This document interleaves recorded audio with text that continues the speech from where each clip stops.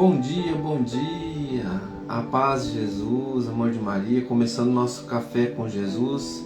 Em nome do Pai, em nome do Filho, em nome do Espírito Santo. Amém. Senhor, louvo-te por sua grandeza, tudo o que sou e o que tenho. Louvo por sua bondade, onde reconheço e conheço que através do que é bom, encontrar somente em Ti o verdadeiro sentido do amor. Deus meu Deus, eu Te adoro, eu me entrego ao Seu querer. Consagro a minha vida, minha casa, minha família, tudo que eu tenho, Senhor. Ao Seu comando inclino todo o meu agir, o meu proceder, a Vós, Deus meu Deus. Queridos irmãos, hoje nós estamos dando andamento ao índice analítico do Catecismo da Igreja Católica. Nós vamos estar sobre a adoção, efeitos da adoção, para que a gente possa compreender esse novo parágrafo que nós vamos estar degustando hoje, trazendo para a nossa vida junto com a Igreja, no caminhar com Jesus Cristo, através do Catecismo da Igreja Católica, que são os seus ensinamentos, a doutrina cristã vivida na prática com Jesus, né? Então, qual que significa o mover do efeitos da adoção? Para que a gente possa entender, vamos começar estudando o que significa a palavra efeitos. Efeitos da adoção. Efeito, resultado, conclusão, consequência, provocando alguma trajetória diferente. Por exemplo, o chute de uma bola, né, que provoca uma trajetória diferente. Então, é um resultado, é uma conclusão que nos direciona, né? Então, qual que foi o resultado, a conclusão da adoção diante de Deus, diante do mover de Deus? Então, a conclusão ali vai se resumir em dois moveres, nós vamos ver agora. Há um duplo aspecto no mistério pascual, parágrafo 654, a página 188. Há um duplo aspecto no mistério pascual. Por sua morte, Jesus nos liberta do pecado. Então, quando ele morre, ele nos liberta do pecado original.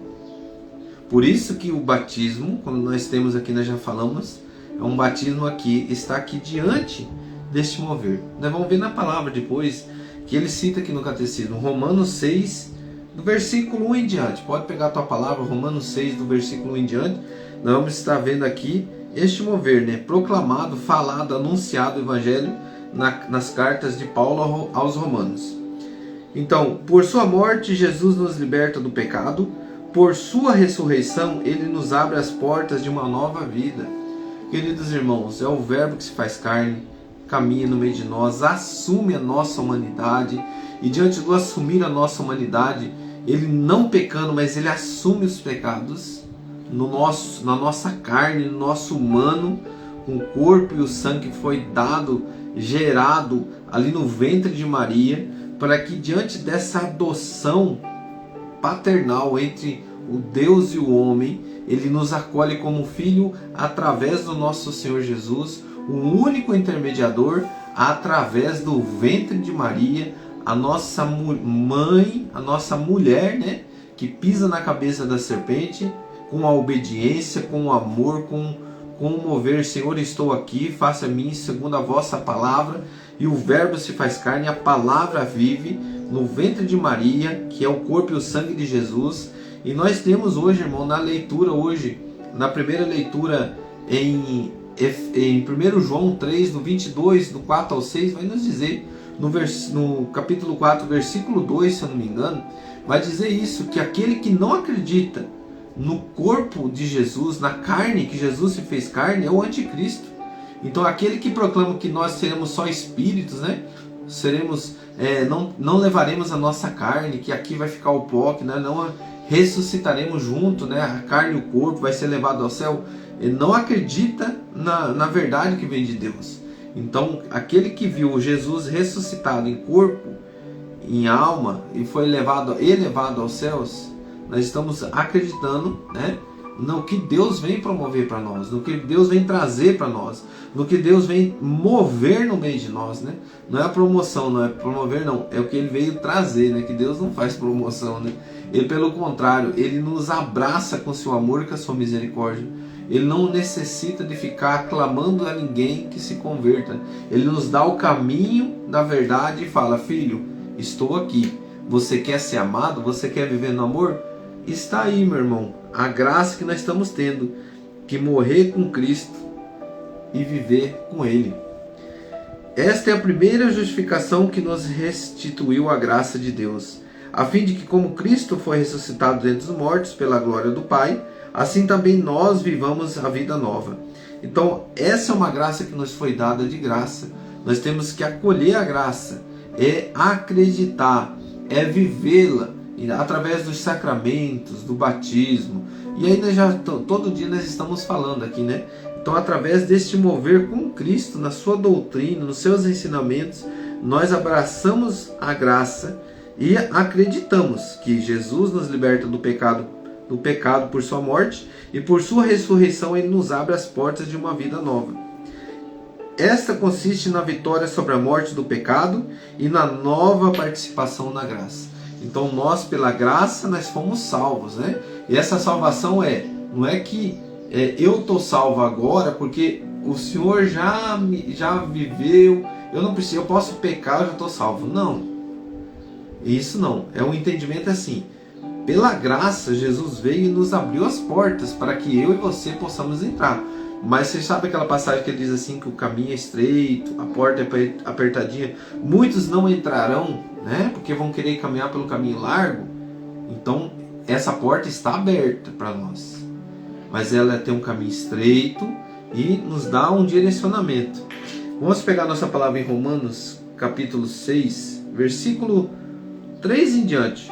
Ou ignorais que todos que fomos batizados em Jesus Cristo, fomos batizados na sua morte?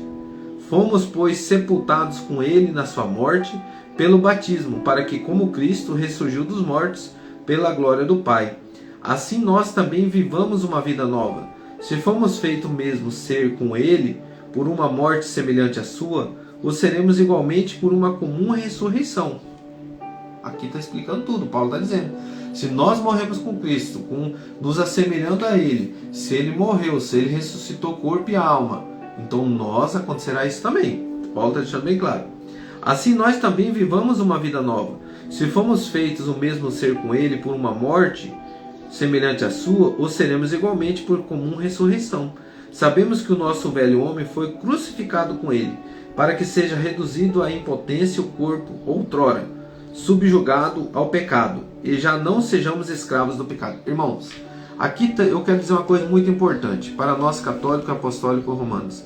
Quando está ali vivendo aquele momento ali que nós temos da morte, né, que está vivendo ali seu luto, e ali o padre vem e ele faz a exéquia, né, ou o ministro, aquele que foi direcionado ali diante da igreja para estar fazendo aquele momento. Ali nós estamos fazendo ali também, junto com a família, a purificação daquele corpo, né, que está ali diante de Deus, para que seja ressuscitado na glória. Então é como se estivesse passando aquele óleo, aquele bálsamo que foi passado no corpo de Jesus. Então nada, meu irmão, que é feito dentro da igreja católica é uma coisa assim, vamos dizer, preceitos humanos, né? Não, é o mover de Deus, tudo que Jesus ensinou, para que eu e você, tudo que eles viveram ali, nós possamos viver também. E isso é preparar até o nosso corpo para estar na ressurreição. Então, irmãos, tudo que nós vivemos dentro da igreja, com o mover, com a ressurreição, com a morte com Jesus, quando nós morremos com Ele, nós viveremos com Ele. Então, tudo que Jesus viveu, nós estamos vivendo dentro da igreja católica, apostólica, romana. Não é doutrina dos homens, não. É doutrina católica, apostólica, romana. É a doutrina de Cristo, que foi vivido, falado, proclamado, anunciado e vivido na carne, no Espírito, no mover de Deus. Ora, se morremos com Cristo, cremos que viveremos também com Ele, pois sabemos que Cristo, tendo ressurgido dos mortos, já não morre, nem a morte será mais domínio sobre Ele. Morto Ele foi uma vez por todos pelo pecado, porém está vivo, continua vivo para Deus. Portanto, vós também considerai-vos mortos ao pecado, porém vivos para Deus em Cristo Jesus. Então, quando eu me uno a Cristo, e eu entro numa batalha contra o mal, e eu renuncio o pecado, e eu aceito a graça, de que eu não quero o pecado mais na minha vida, mas eu estou na luta, eu estou pecando, eu estou confessando, mas eu estou renunciando, e eu renuncio com autoridade, aí eu estou renunciando ao pecado. E se eu morrer assim, na graça, me confessando, vivendo a graça da confissão, e aquele momento ali, e eu estando preparado, sabe, irmão, para que eu não estando em pecado mortal, né, ferindo os mandamentos de Deus, mas eu posso estar no pecado venial, por isso a purificação, por isso o purgatório, por isso que nós passamos pelo fogo abrasador, como diz a palavra, né, o que é o purgatório, onde que nós vamos ser purificados nas nossas resíduos, né, das consequências do pecado, ainda que está ali em nós, mas nós não estamos no pecado mortal, bem entendido, para que eu passe por esse fogo abrasador, que vai ser ali purificado nossa alma para estar diante de Deus, aquele que está vivendo a graça, né? Então, irmão, quando eu já não estou na graça, meu destino é o que eu escolhi, o inferno. Então, que a gente possa ser um bom entendedor disso. Deus não condena ninguém, eu que escolho o meu caminho. Quero ir para o céu? Está aqui. Quero ir para o inferno? Está aqui. Então, que Deus nos dê a graça e que o nosso coração seja um coração que busque a presença de Deus. Diante dessa palavra, diante desse ensinamento, Senhor, nós encerramos aqui o nosso café com Jesus. O café com teu nome, que tem poder, que liberta, que salva e que nos conduz à vida eterna. Por isso, Senhor, nós te louvamos e te agradecemos pela tua presença no meio de nós. Sabemos que somos, às vezes, ingratos diante da tua verdade. Sabemos, Senhor Jesus, que quantas vezes o nosso coração declinou para o pecado, mas sem um bom entendimento. Mas hoje, Senhor, quando o nosso coração se depara com a tua presença e com os teus ensinamentos, nós só não vamos para perto de ti se nós não queremos. Por isso, Senhor, alimenta o coração de todo bom católico, apostólico, romano, de todo cristão, de todo aquele que leva o teu nome, que é um nome que tem poder, mas que seja proclamado com autoridade, com espírito e verdade. Por isso, Senhor, habita no nosso coração e derrama a graça, e nós cremos que o Senhor já nos libertou do pecado e que o Senhor já derramou essa graça para nós, e também o Senhor já nos deu a graça da ressurreição. Por quê, Senhor? Porque o Senhor é a graça da vivência do amor foi derramado sobre nós e a vitória sobre o pecado. Irmãos, nós só ficamos aprisionados se nós quisermos, mas se eu me unir a Cristo, eu sou um homem liberto na graça do Senhor. Que Deus abençoe. Louvado seja nosso Senhor Jesus Cristo, para sempre seja louvado. Em nome do Pai, em nome do Filho, em nome do Espírito Santo. Amém.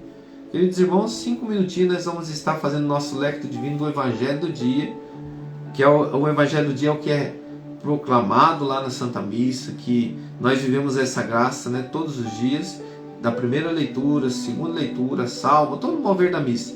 Mas hoje nós vamos estar sempre falando, como nós falamos, a reflexão do Evangelho para a nossa vida, e tem 2 perguntinhas para a gente responder junto, né? Qual é o modelo de pregação de Jesus e qual é o seu mandamento? Que Deus abençoe. 5 minutinhos estaremos juntos.